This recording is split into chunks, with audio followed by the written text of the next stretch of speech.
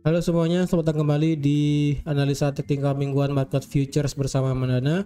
Ini adalah analisa teknikal mingguan untuk beberapa market futures seperti sekarang ini ada di oil, lalu nanti ada di Dow Jones, lalu ada di Nasdaq, dan yang terakhir ada di indeks dolar itu sendiri.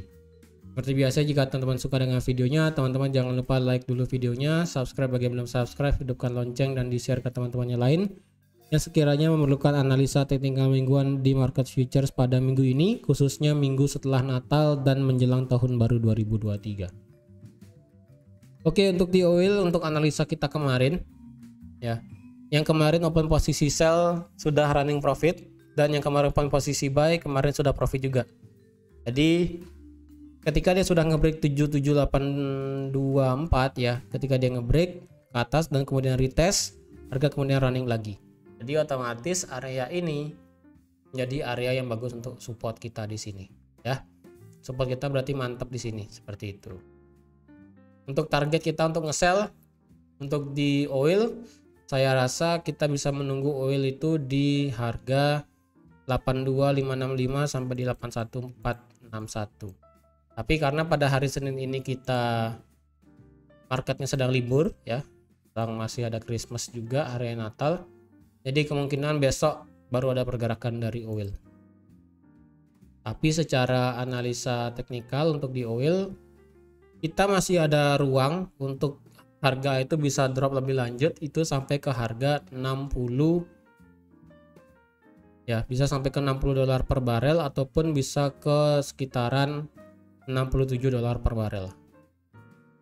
Karena kalau dilihat di sini ataupun ke 65 ya, ke 65 dolar per barel itu bisa mungkin banget seperti itu. Dan kalau dilihat juga di sini kita sudah membuat new lower low ya, sudah membuat new lower low, dan kita apakah di sini dia sudah membuat new higher high? Well, secara daily ini dia sudah membuat new higher low ataupun low yang lebih tinggi daripada sebelumnya. Dan kita tinggal tunggu apakah dia bisa ngebreak 82565 atau tidak. Jika dia tidak bisa ngebreak area ini ya, area H4 di sini, lebih baik kita open posisi sell di sini. Open sell di sini, target cukup di sini aja. Udah gitu aja. Oke. Jadi untuk di oil gampang aja, untuk di oil sama seperti ini. Analisanya kita masih open posisi sell untuk saat ini. Itu tadi untuk oil. Sekarang kan kita akan pindah ke yang selanjutnya, yaitu ada di Dow Jones ya. Well, untuk di Dow Jones ternyata harapan saya untuk dia bergerak turun itu benar adanya, tapi turunnya itu tidak langsung turun ya. Dia ternyata bergerak sideways seperti ini. Dan seperti ada head and shoulder di sini pun sudah valid ya. Sudah valid dan kemudian di retest, harga kemudian turun tapi belum bisa ngebreak level 32.600. Ya, jadi kalau dilihat harga 32.600 ini menjadi area yang krusial bagi Dow Jones jika dia ingin turun sampai ke harga 32.000 pas. Jadi dia untuk Dow Jones di sini kita masih punya gap kecil di sini. Ya, kita masih punya gap kecil di sini dan kita juga ada punya gap kecil di sini. Jadi kemungkinan untuk Dow Jones analisanya masih sama seperti minggu lalu. Kita masih bisa mengharapkan dia turun itu sampai ke 32.000 ya. Ketika 32.000 hilang ataupun di break oleh market, maka target selanjutnya untuk di Dow Jones itu bisa sampai ke 31.000, dan jika 31.000 di break maka akan turun sampai ke harga 29.800 ya. Tapi karena ya marketnya sedang libur dan menjelang tahun baru juga, mungkin market Dow Jones akan lebih sepi ya daripada biasanya.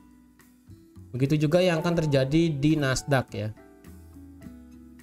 Untuk di Nasdaq sendiri seperti yang sudah saya katakan, jika di Nasdaq itu sekarang harga sedang berada di area demand ya kan. Harga sedang berada di area demand, dan demand di sini kemarin sempat di break oleh market ya.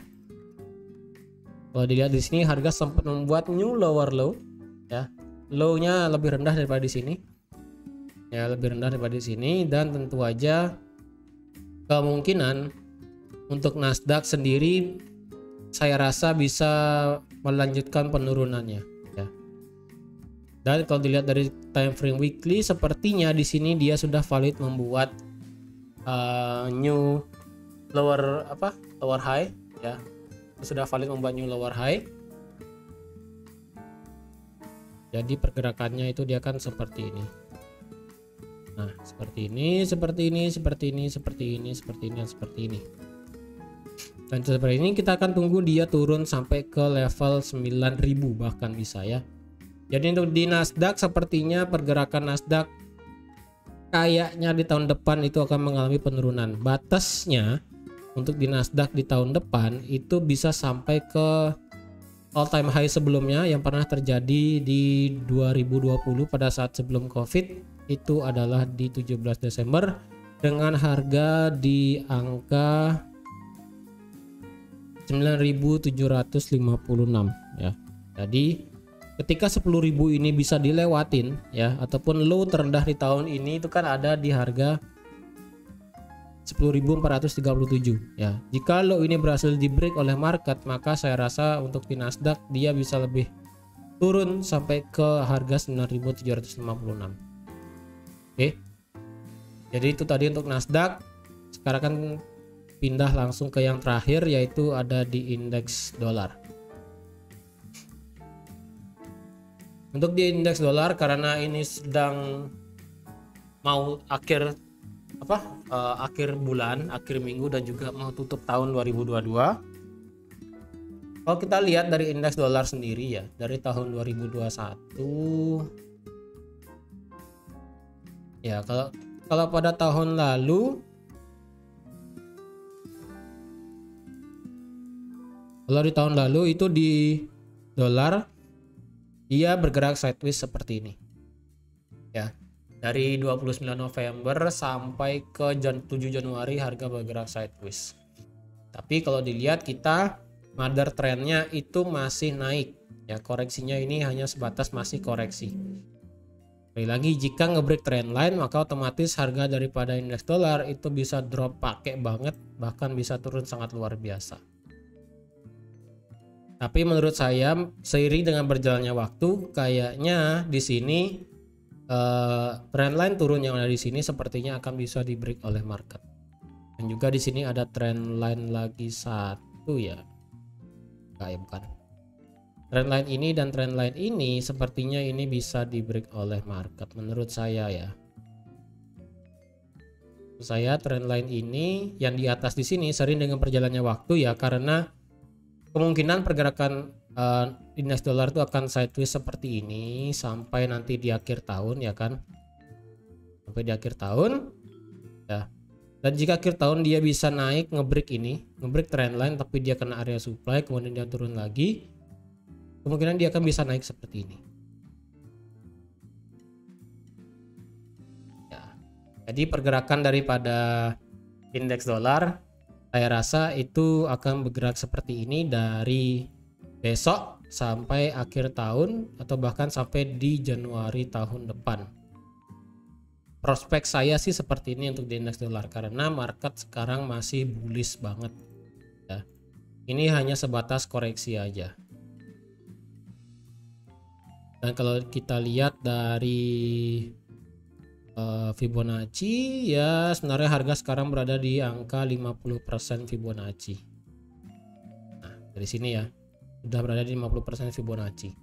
Dan titik 61,8 di sini berhimpitan dengan kita punya tertinggi yang pernah terjadi itu di Maret 2020 ya. Di sini ini juga yang pernah terjadi di Januari 2017. Jadi otomatis area 618 menjadi titik krusial juga bagi indeks dolar ya. Jadi seperti itu. Overall kita masihlah bullish untuk di indeks dolar ya. Apalagi di sini seperti ada pola falling wedge ya. Teman-teman di sini bisa dilihat kalau di time frame weekly ini teman-teman bisa lihat kalau di sini seperti ada pola falling wedge ya kan. Di daily pun sebenarnya juga kelihatan ya sini falling wedge ya. Nah, sini falling wedge-nya. Jadi ketika falling wedge ini break ke atas, kemungkinan harga bisa naik sampai ke level harga 107. Tapi kita tidak tahu nanti ke depannya. Karena pergerakan daripada indeks dolar pure sepenuhnya digerakkan oleh berita fundamental dan juga oleh sentimen yang ada di market. Apalagi menjelang akhir tahun biasanya cenderung lebih sideways ya, lebih tidak jelas arahnya kemana. Tapi di tahun depan kemungkinan indeks dolar akan masih tetap bergerak naik.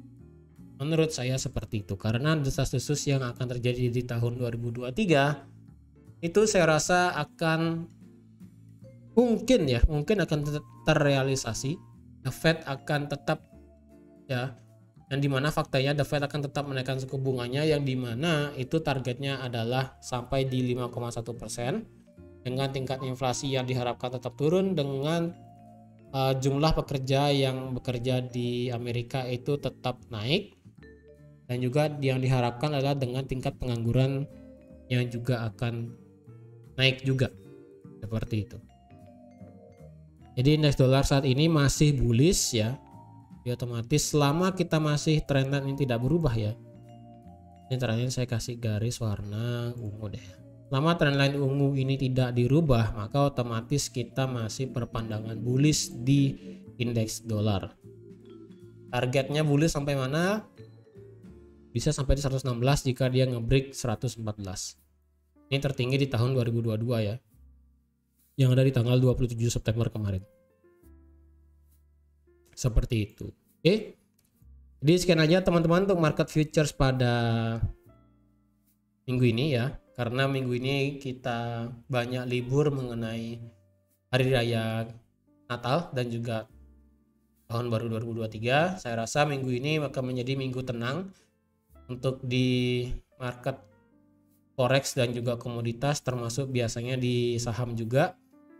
Jadi yang ingin trade di minggu ini sebaiknya harap berhati-hati ya. Kalau saya pribadi lebih baik enggak dulu trade-nya, lebih baik memandang lebih baik di minggu ini dijadikan teman-teman untuk menjadikan minggu ini menjadi minggu yang tenang. Dalam artian minggu tenang itu adalah gunakan minggu ini untuk mengkoreksi apa yang sudah teman-teman trading selama 1 tahun terakhir kemarin ya.